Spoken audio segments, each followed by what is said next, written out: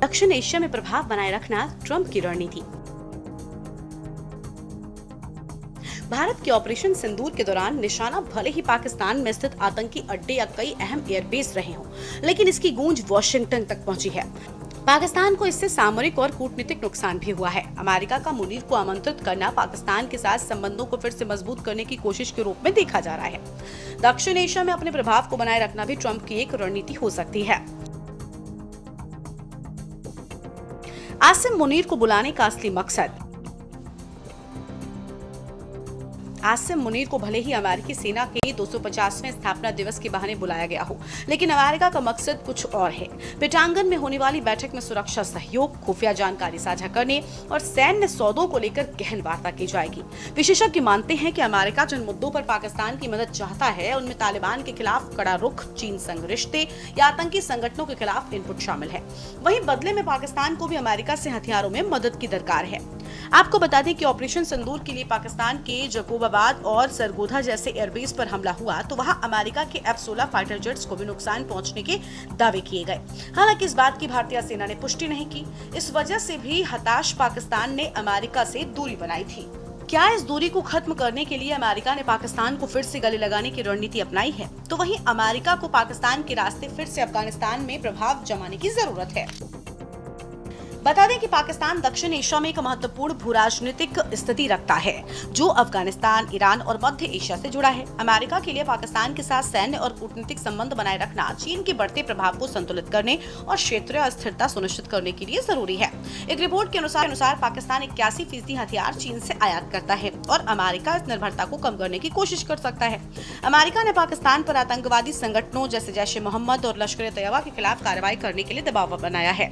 उदाहरण के लिए अमेरिकी सांसद ब्रैड शेरमन ने बिलावल भुट्टो जरदारी के नेतृत्व वाले पाकिस्तान प्रतिनिधिमंडल को साफ कहा था कि पाकिस्तान को जैश-ए-मोहम्मद को खत्म करना होगा और अल्पसंख्यकों की सुरक्षा सुनिश्चित करनी होगी। ये दर्शाता है कि अमेरिका का निमंत्रण दुलार से ज्यादा एक राजनीतिक संवाद का हिस्सा है, जिसका मकसद पाकिस्तान को जवाबदेह बनाना है। भारत के साथ अमेरिका की क्या है नीति? अमेरिका ने भारत के साथ आतंकवाद विरोधी सहयोग को मजबूत किया। तहव्वुर राना का प्रत्यर्पण इसका सबूत है।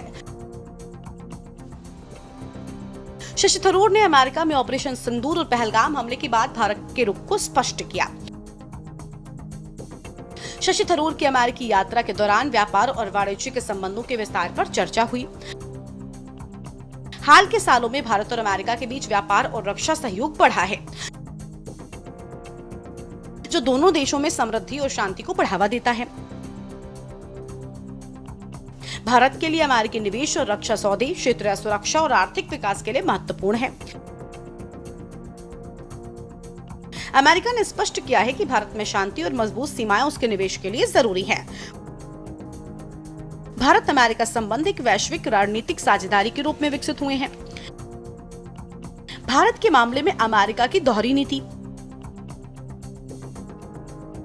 हालांकि भारत में कई लोग अमेरिका की नीति को दोहरा मानते हैं, क्योंकि वो एक तरफ भारत के साथ आतंकवाद विरोधी सहयोग बढ़ाते हैं और दूसरी ओर पाकिस्तान के साथ संबंध बनाए रखता है। खासकर जब ट्रंप ने कश्मीर पर मध्यस्थता की पेशकश की, जिसे भारत ने खारिज कर दिया। ट्रंप के दावे कि उन्होंने भारत पाकिस्तान संघर्ष विराम में मध्यस्थता की भारत में विवाद का कारण बन गया।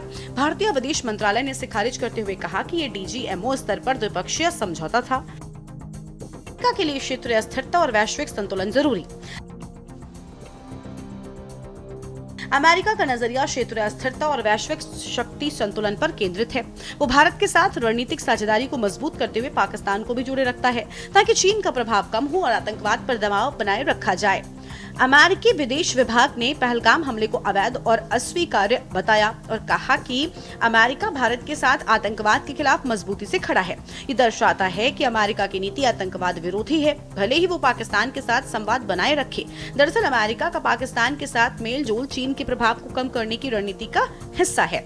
पाकिस्तान की अर्थव्यवस्था और सैन्य क्षमता चीन पर निर्भर है और अमेरिका इस निर्भरता को कम करने के लिए आर्थिक और सैन्य सहायता का लालच दे सकता है। ये भारत के लिए फायदेमंद हो सकता है, क्योंकि ये पाकिस्तान को चीन के प्रभाव से बाहर निकालता है। स्पेशल डेस्क के न्यूज़ इंडिया।